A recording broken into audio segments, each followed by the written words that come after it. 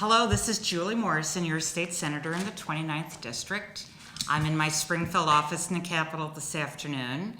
About an hour ago, I heard the governor give his address to the General Assembly describing his budget proposal. This 40-page document is a very brief summary that I was just handed a little bit ago that walks through some of the numbers on a high level.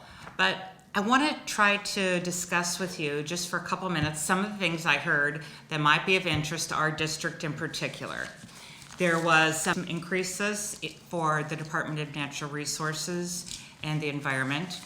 That's an important issue for our district. There is a long shoreline along the 29th District and a lot of people who care about the environment and water quality. Education and property taxes are really linked so closely together.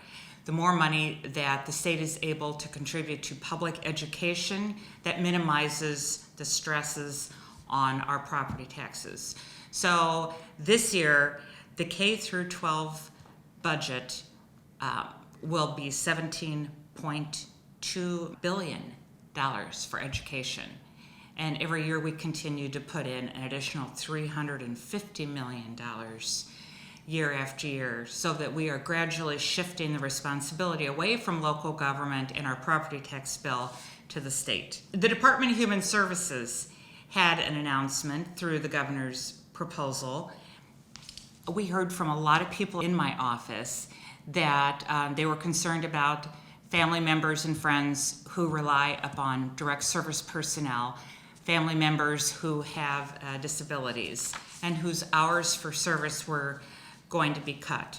I'm glad to report that today the governor's budget for the developmentally disabled he is proposing a $2.4 billion budget, and there would be no hours cut in his proposal.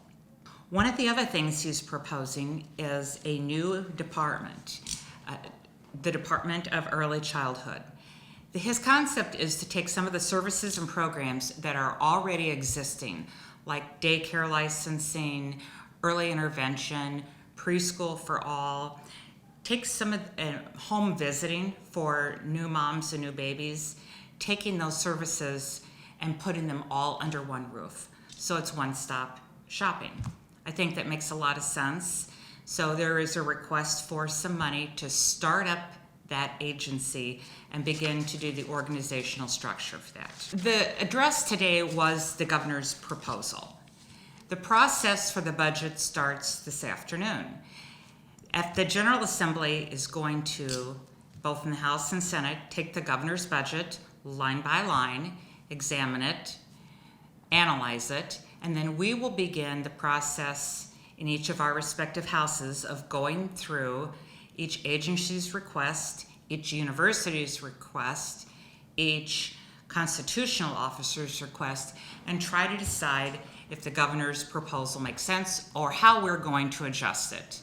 That is done in committees, and we will hear from individuals who will come and bring their budget request and try to justify what their requests are. That'll happen in March and April. And then by the end of May, we will have a completed budget for the state to operate for the next 12 months. It won't look like this. The budget will look something like this, several hundred pages that will be put together in the House and the Senate over the next 3 months. My message to you this afternoon is, if you have concerns or ideas or questions, this is the time to be reaching out to me or other legislators. Don't wait until the end of May. That's too late. We want to hear from you now. I know I do. Call my office, email me if you have concerns, questions, ideas, things that you think you would like to see emphasized or maybe cut in the budget. I'm asking you to reach out. This is the time.